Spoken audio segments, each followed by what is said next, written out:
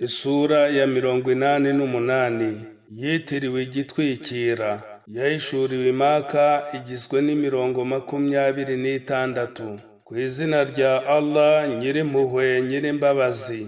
Ese inkuru y'ikizatwikira abantu ku munsi w'imperuka yakugezeho? Kuri uwo munsi uburanga bwa bamwe buzaba busuzuguritse. Igihe bari ku isi babaga bakora bashishikaye basenga ibindi bitari Allah, ariko ku mperuka bazaba bananiwe kandi bafite ikimwaro. Bazajya mu muriro utwika, kandi bazanyweshwa ku isoko y'amazi yatuye. Nta byo kurya bazaba bafite uretse ibyatsi birura kandi bifite amahwa. Ntibizigera bibabyibushya cyangwa ngo bibamare inzara. Kuri uwo munsi kandi ubundi buranga buzaba bukeye, bwishimiye ibikorwa byabwo. Ba nyirabwo bazaba bari mu ijuru ry'ikirenga, aho batazumva amagambo y'amanjwe.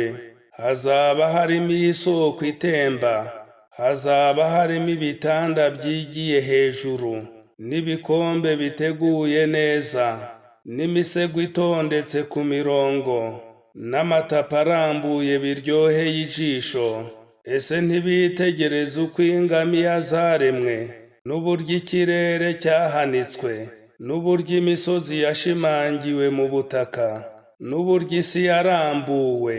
Bityo yewe Muhamadi bibutse, kuko mu by'ukuri wowe uri uwibutsa, kandi ntukabashyireho igitugu. Ariko wa wundi utera umugongo urwibutsa akanahakana, Allah azamuhanisha ibihano bihambaye. Mu by'ukuri iwacu niho garukiro ryabo, hanyuma mu by'ukuri nitwe tuzabakorera ibarura.